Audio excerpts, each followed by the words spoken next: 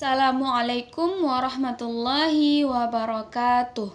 Saya Tasya Safitri dengan NIM 2214040004 dari jurusan Tadris Matematika A, Fakultas Tarbiyah dan Keguruan UIN Imam Bonjol Padang. Di sini saya akan menjelaskan materi mengenai hadis keempat, yaitu azab teringan di neraka, untuk memenuhi tugas mata kuliah hadis tarbawi yang diampu oleh dosen Bapak Zulheldi. Pertama, saya akan membacakan hadis mengenai azab teringan di neraka ini. Bismillahirrahmanirrahim. Haditsu Anas bin Malik radhiyallahu anhu, anin Nabi sallallahu alaihi wasallam qala, yaqulullahu tabaraka wa ta'ala li ahwani ahlin nari adzaban, law kanat selakat dunya wa ma fiha akunta muftadiyan biha, fayaqulu na'am, fayaqulu qad aradtu minka ahwana min hadha wa anta fi sulbi adama alla tusyrika ahsibuhu qala wala udkhilakan nari fa abaita illa syirk, rawahu Bukhari, Muslim, wa Ahmad. Baik, yang tadi adalah hadis mengenai azab teringan di neraka. Selanjutnya saya akan membacakan arti perkatanya. Haditsu artinya adalah hadis yang disampaikan Anas bin Malik radhiyallahu anhu, semoga Allah meridhoinya, dari Nabi sallallahu alaihi wasallam, dari Rasulullah sallallahu alaihi wasallam, qala, berkata, yaqulu, dia berkata, Allah tabaraka, yang maha memberkati, wa ta'ala, dan yang maha tinggi, li ahwani, bagi yang paling ringan, ahli atau penghuni, annar, neraka, adzaban, azabnya, lau, jikalau, kanat, ada, laka, engkau atau milikmu, ad-dunya, dunia, wa, dan, ma, apa, fiha, yang terdapat di dalamnya. Akunta, apakah ada engkau, muftadiyan, menukar atau menebus, biha, dengannya. Fayaqulu, maka mereka berkata, na'am, iya. Fayaqulu, maka Allah berkata, qad, sungguh, aradtu, aku menginginkan, aku telah menginginkan, minka, dari engkau, ahwana, yang lebih ringan, min, dari, hadza, ini, fi, pada, wa anta, dan kamu, fi, pada, sulbi, sebagai calon dari anak cucu Adam, bahwasanya, la, tidak, tusyrika, engkau memperserikatkan, ahsibuhu, aku menduganya, qala, dia berkata, wa, dan, la, tidak, udkhilaka, aku akan memasukkan engkau, annar, ke neraka, fa, maka, abaita, engkau enggan, illa, kecuali, asyirk, berbuat syirik. Hadis ini diriwayatkan oleh Bukhari, Muslim, dan Ahmad. Kemudian setelah saya membacakan hadis mengenai azab teringan di neraka dan juga telah menjelaskan arti perkatanya, sekarang saya akan menjelaskan hadis mengenai azab teringan di neraka ini secara keseluruhan. Jadi hadis ini bermaksud bahwa Allah nanti di akhirat akan mendatangi atau akan bertanya kepada orang yang masuk ke dalam neraka yang paling ringan azabnya. Sebutan lainnya adalah penghuni neraka yang paling beruntung. Jadi, jika dibandingkan dengan semua penghuni neraka lainnya, maka itu dialah yang paling baik nasibnya. Sebagaimana dalam hadis disebutkan, yaqulullahu tabaraka wa ta'ala li ahwani ahlin nari adzaban.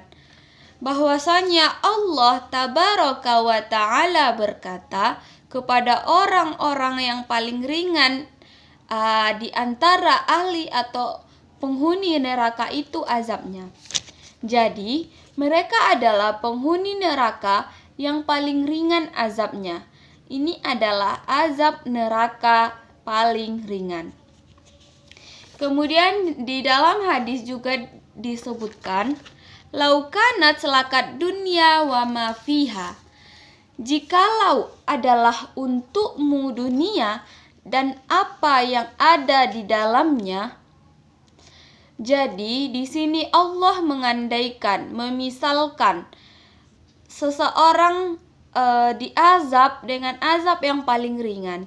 Seandainya kamu yang mempunyai dunia, kamu punya bumi ini dan segala yang ada di dalamnya, kamu punya segalanya seperti air, tanah, gunung, dan sebagainya. Bahkan kamu memiliki emas yang terkandung di dalam bumi ini, minyak tanah, hasil hutan, bahkan semua yang ada di bumi ini adalah milikmu beserta isinya. Maka di dalam hadis disebutkan lagi, akunta muftadiyan biha. Maka apakah kamu mau menebus azabku yang paling ringan ini dengan bumi dan seisinya itu? Apakah kamu mau mengganti dengan memberikan bumi dan seisinya itu kepadaku? Engkau kemudian akan dibebaskan dari azab yang paling ringan di neraka ini.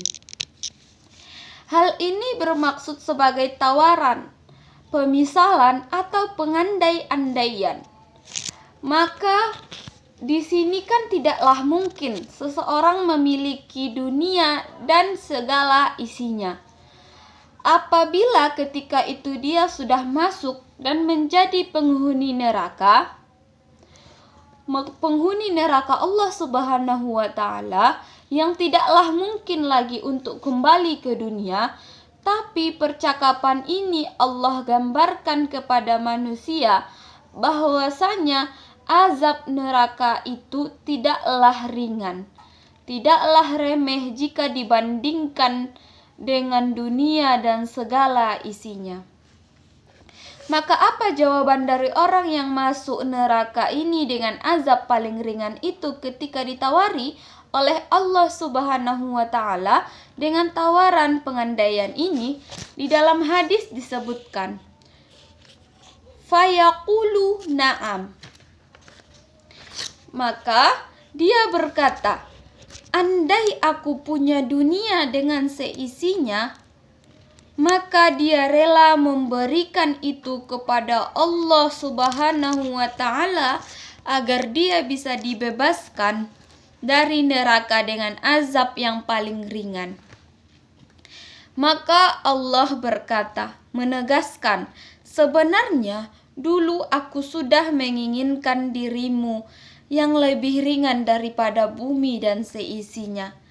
Jadi, dulu Allah tidak pernah menuntut hal seberat ini kepada kaum muslimin muslimat dan manusia secara keseluruhan.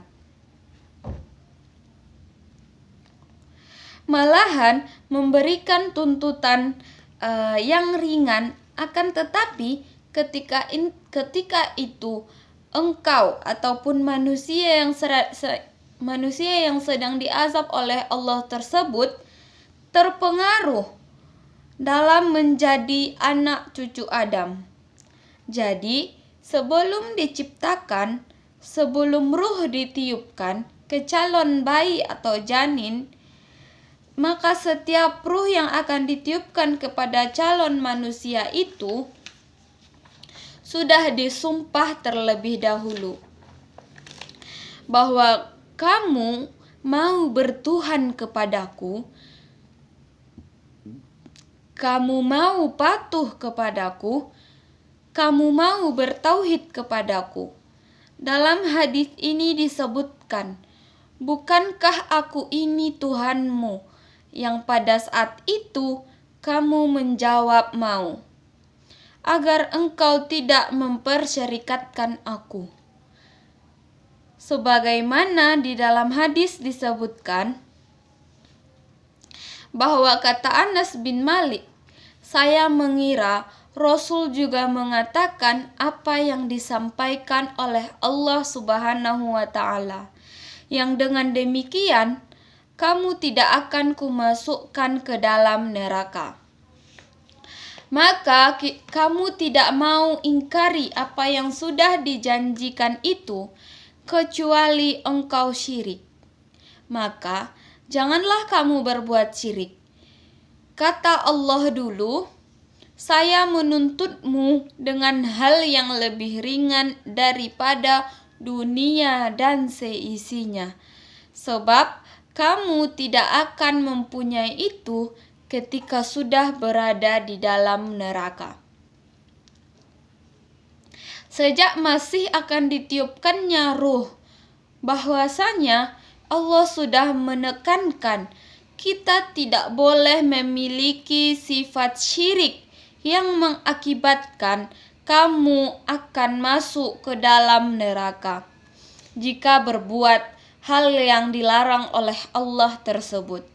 Akan tetapi kamu tetap ingkar dan menjadi orang yang syirik, sehingga kamu Allah masukkan ke dalam neraka, sekalipun itu mendapatkan azab paling ringan yang hanya bisa ditebus dengan memberikan dunia dan seisinya, yang tentu saja pada saat itu tidaklah mungkin bagi seorang penghuni neraka menebusnya dengan dunia dan seisinya. Kemudian kaitan hadis ini dengan pendidikan adalah yang pertama, bahwasanya hadis ini berbicara tentang materi pendidikan, yaitu pendidikan akidah.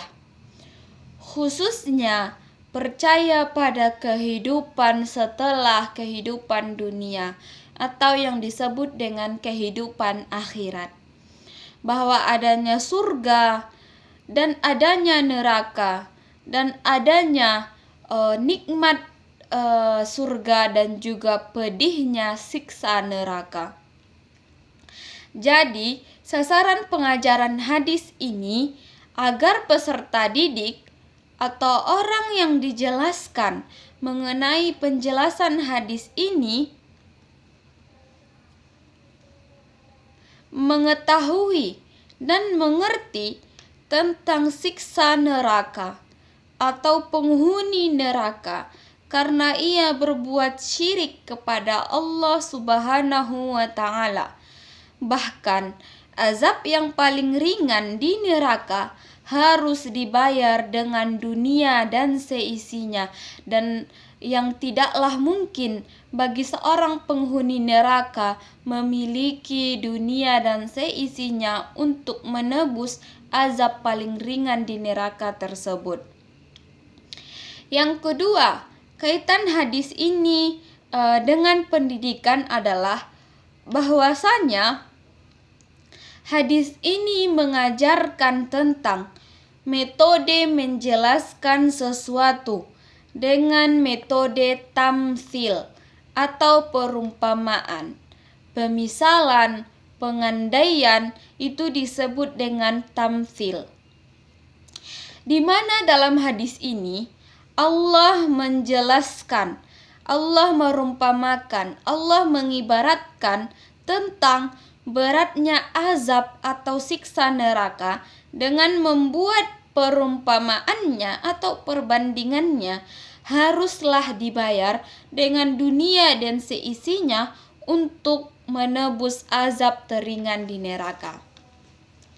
Jadi, sekianlah penjelasan saya mengenai hadis azab teringan di neraka ini. Terima kasih kepada teman-teman semuanya yang sudah menyaksikan sampai akhir. Apabila ada kesalahan, saya Tasya Safitri memohon maaf sebesar-besarnya.